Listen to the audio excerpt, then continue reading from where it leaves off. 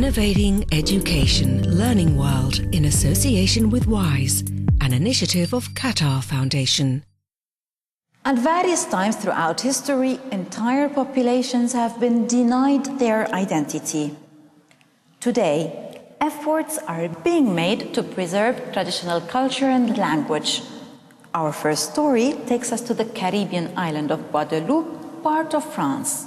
There, the government has recently incorporated the history of the ancestors in its curriculums. Let's find out more in this report.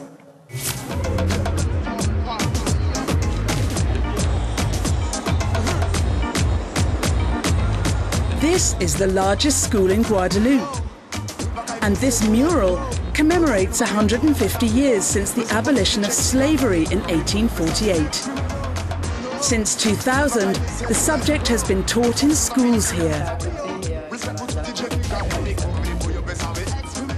The Minister of Education has adapted the school curriculum in this region.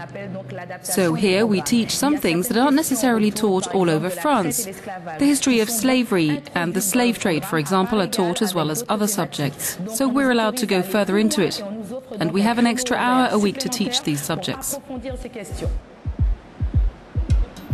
This crèche is named after a slave who was killed for resisting captivity. From the age of 6 years old, children in Guadeloupe study their history. People here think school is the best place for this process of collective memory and reconciliation.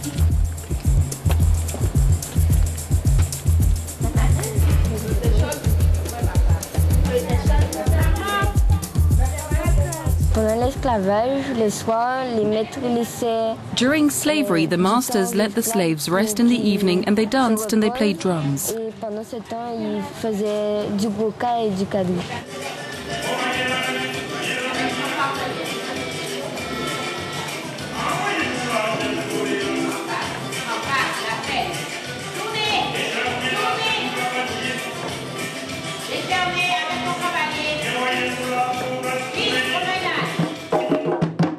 Slaves weren't allowed to cut wood, so they used old barrels to make instruments, like this drum, which is called a car.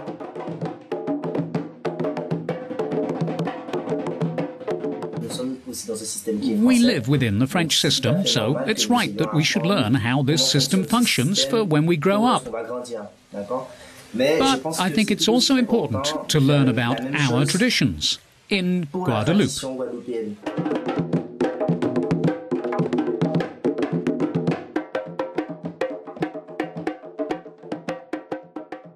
From the guoca's African rhythms to young Mexicans improvising on stage in an ancient language.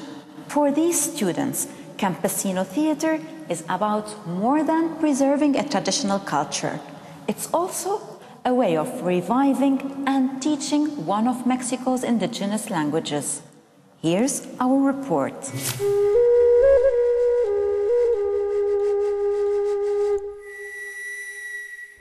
Here in central Mexico, many people speak variations of the old traditional pre-Columbian Zapotec language.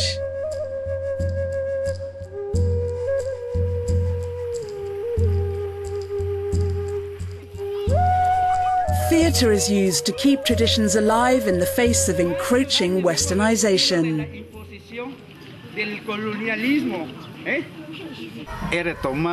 We chose theatre as a way of educating people, strengthening the language and the cultural identity of the indigenous people.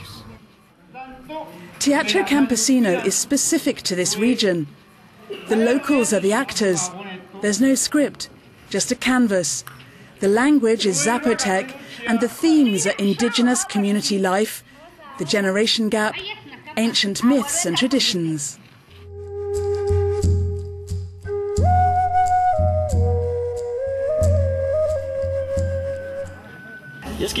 We have this tendency to think that Zapotec isn't a proper language and that foreign idioms and Spanish are more valuable. The government has no interest in you sowing your own seeds and feeding yourself. They want to supply everything. Supposedly they want to help you.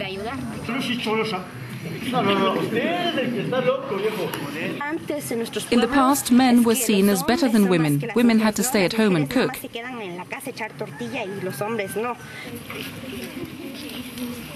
Girls take part in the performances and speak their minds.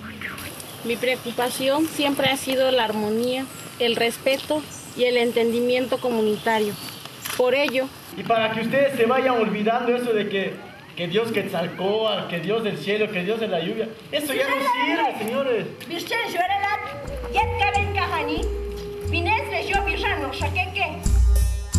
For more than a decade, Australians have held a national Sorry Day to express their regret over historical mistreatment of Aboriginal people. Nowadays, they are taking further steps to preserve their own culture. One man has campaigned hard to promote the teaching of Aboriginal values and traditions in schools.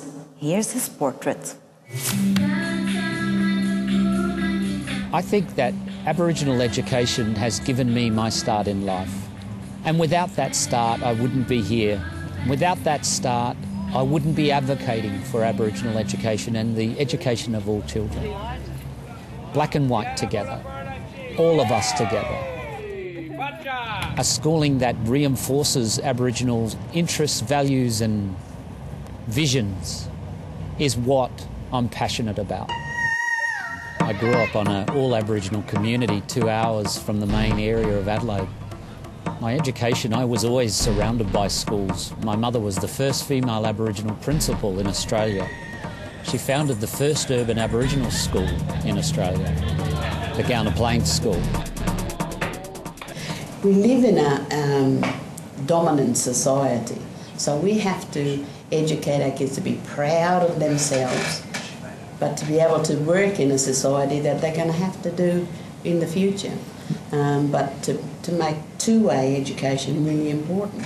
Because that is important, isn't it? English is really important, and literacy, but also our culture and identity needs to be very strong. Important. Yes. There have been some really terrific successes. We saw the Gowna Plains School, where language and culture is fixed into the curriculums, into the school canteen, into the corridors, onto the carpets, onto the wall.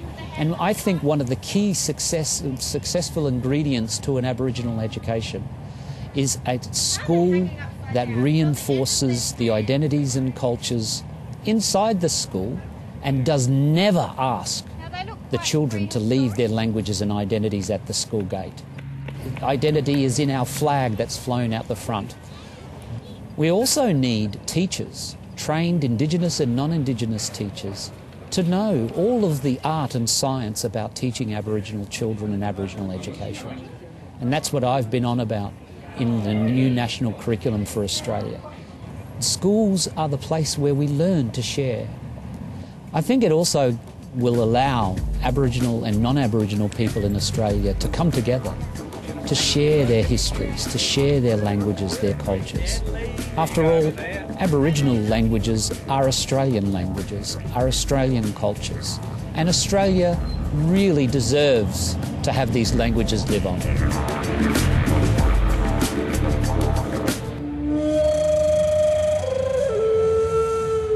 That's it for now from the Learning World team. Keep watching, we will be back next week. Learning World in association with WISE, an initiative of Qatar Foundation.